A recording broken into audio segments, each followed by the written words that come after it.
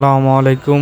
আজ আপনাদের দেখাবো গ্লুকোমিটারের সাহায্যে কিভাবে ঘরে বসে খুব সহজে ডায়াবেটিস মেপে নিতে পারি। ডায়াবেটিক্স পরিমাপ করার জন্য যেগুলো আমাদের প্রয়োজন,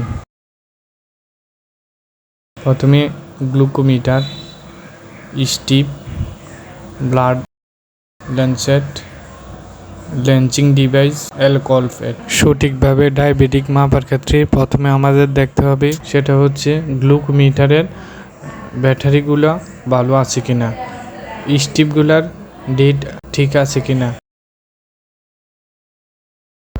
এখন আমাদের কাজ হবে ল্যাঞ্চিং ডিভাইসে ল্যান্সেট বসানো। এখন প্যান্টার থেকে মুখ মোচড় দিয়ে খুলবো আর ল্যান্সেট বসাবো।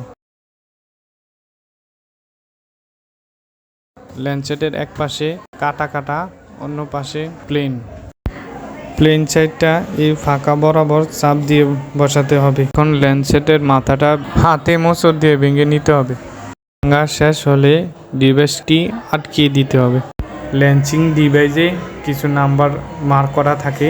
এই নাম্বারগুলো নির্ভর করে চামড়ার মোটা এবং চিকনের উপরে। সাধারণত আমরা 3 দিয়ে করে থাকি।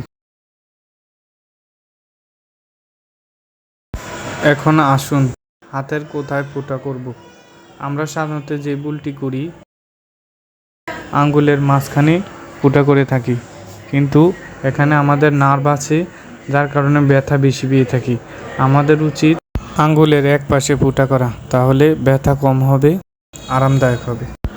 আরেকটি যে ভুল করে থাকি, অ্যালকোহল অথবা হেক্সিসল দিয়ে হাত মুছে শুকানোর আগে হাত ফোঁটা করি, তখন রক্তের সাথে মিশে ভালো রেজাল্ট আসে না।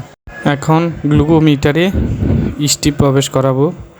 স্টিপের দুই প্রান্তে, এক প্রান্তে থাকে লম্বা দাগ টানা, অন্য প্রান্তে থাকে ব্লাড চুষে নেওয়া। লম্বা দাগ টানাটা অবশ্যই গ্লুকোমিটারের ভিতরে প্রবেশ করাবো। যখনই গ্লুকোমিটার আওয়াজ করবে, শব্দ হবে, তখনই বুঝতে হবে গ্লুকোমিটারটি ওপেন হয়েছে। অন্য প্রান্তে ব্লাড শুষে নিবে।